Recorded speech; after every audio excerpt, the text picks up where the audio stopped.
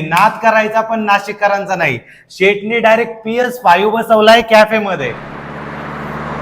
आणि इकडे पहा, हे सुंदर असं डेकोरेशन प्लस केक तुम्हाला मिळणार आहे 699 मध्ये.